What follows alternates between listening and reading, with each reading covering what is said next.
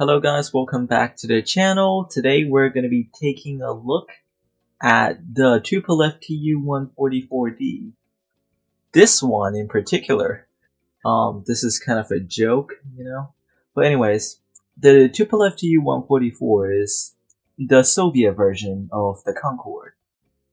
It has in this game it has a top speed of 1,430 knots, a stall speed of 170 knots, a service ceiling of 20,000 meters, or 20 kilometers, or at least one football field in Imperial, 200 kilometers for range, which isn't very that great compared to its British and French counterparts.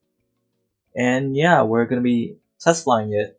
Well, not test flying because I already have 1.44 hours on it, but we're gonna be taking a look at it. So for the sake of brevity, and for the sake of like this video, I'm gonna fly from Rawaki to Okone because it's kind of like the shortest easily doable route that you can fly with the Tupolev Tu-144. Pretty cool. Anything longer, you're probably gonna be on very low fuel by the time you're done with it. Now, the controls are pretty much the same as the Concorde, except you're gonna notice that this plane burns a lot of fuel. Also, speaking of the controls, it does not have an afterburner. I'm pressing the semicolon button. There is no afterburner on this thing, which is quite sad. But anyways, you can see how horribly inefficient this plane is. We're taxiing, and we've already just eaten 4% of 5% of fuel just taxiing down the taxiway. Now, albeit at like 20% throttle, which is a lot for a supersonic aircraft, but still, it's a crap ton of fuel being eaten. And you can actually notice the fuel level going down just from idling. Like, it's actually noticeable. But anyways, we're gonna take off from this runway. Always have the nose up for extra fuel savings, especially in this aircraft, you're gonna need it. So we're gonna take off right now. Let's see, 100 knots,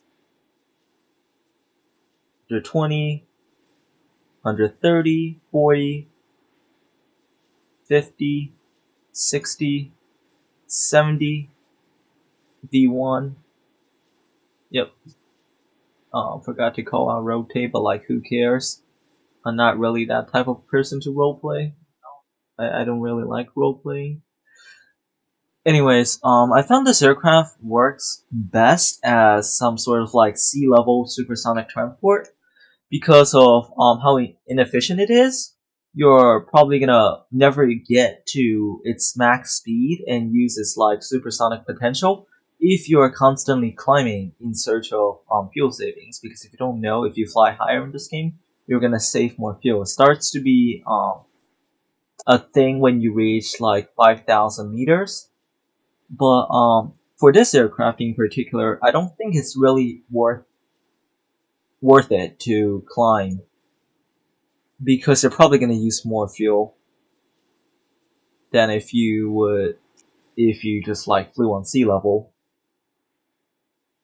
But anyways, it's pretty much just a Concorde that uses more fuel without an afterburner, which is pretty sad. And it has a very long time to accelerate since it doesn't actually have an afterburner. Nothing with the cockpit, that's pretty sad. It's kind of funny because if you raise the nose on this aircraft, right, most people mistaken it for a Concorde because of how similar the two aircrafts was. Literally, the Soviets were pretty much stealing plans from the Brits and the French when they were making this thing. But anyways,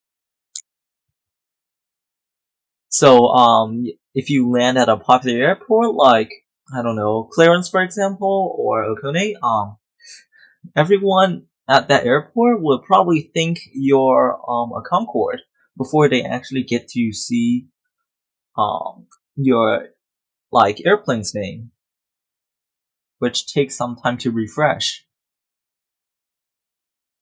But anyways, if this was a Concorde, we would probably be at max speed already, but since this is a Concordeski, we are not at max speed.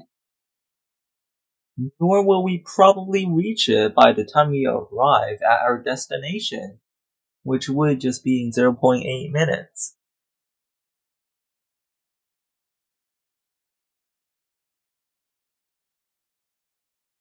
Okay, maybe we can reach max speed?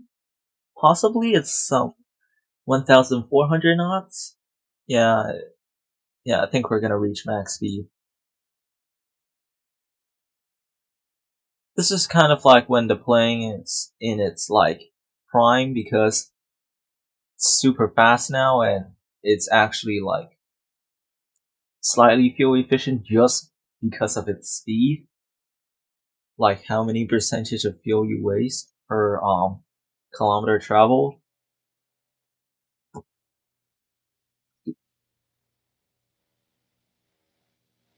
This man, this man, he actually wants to get this plane. Uh, Alright, whatever. Like, you could probably guess that this isn't really the greatest plane, nor is it a good plane.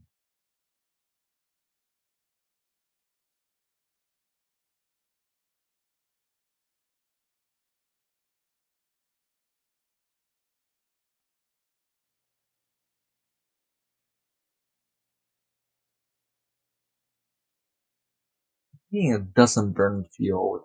What a joke. Look at this. Look at this. 18% fuel. That's less than the Concorde if the Concorde was going from Kaisborough to Heathrow.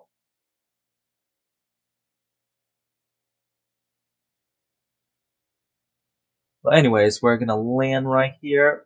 Oof. But we're probably, even with that early landing, we're probably gonna overrun the runway. Yeah, we're gonna overrun it.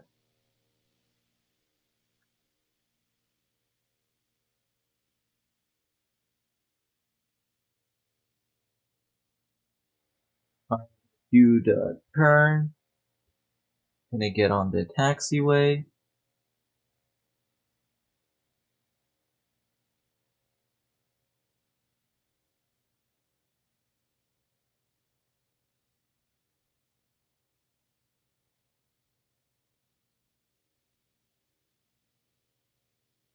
But anyways, as you can see, we've arrived at our destination.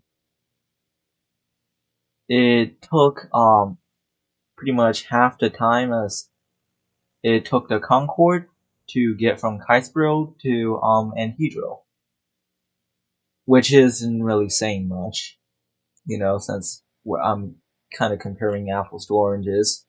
But I'm pretty sure the Concorde can do the same route a bit faster, just because of its afterburners.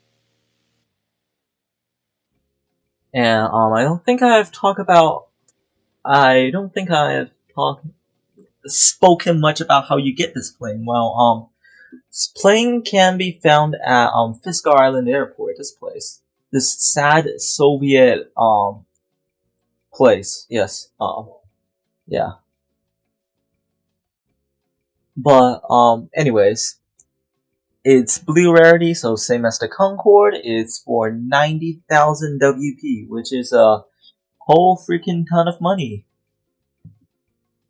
Uh, so money is gonna be WP is gonna be a problem if you want to get it, and if you want to get it, you might not be able to get it right away just because of how unlikely it is to show up.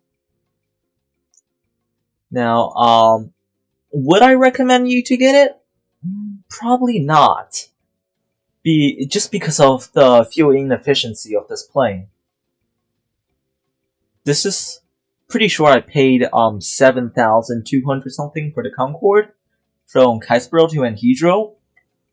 We traveled half the distance in the TU-144D, and I got to pay $1,000 more. This is the reason why you don't give Ivan crack and vodka for breakfast. Alright? Also, kids, don't do drugs. It's bad for you. But anyways, I highly recommend against getting this because of how much money that it's gonna burn away, and just pretty much how inefficient at getting WP it is compared to the Concorde, which is only $8,000. I mean 8,000 WP more. And it's the same rarity, so you have the same chances of finding both planes. You're better off just saving for the Concorde.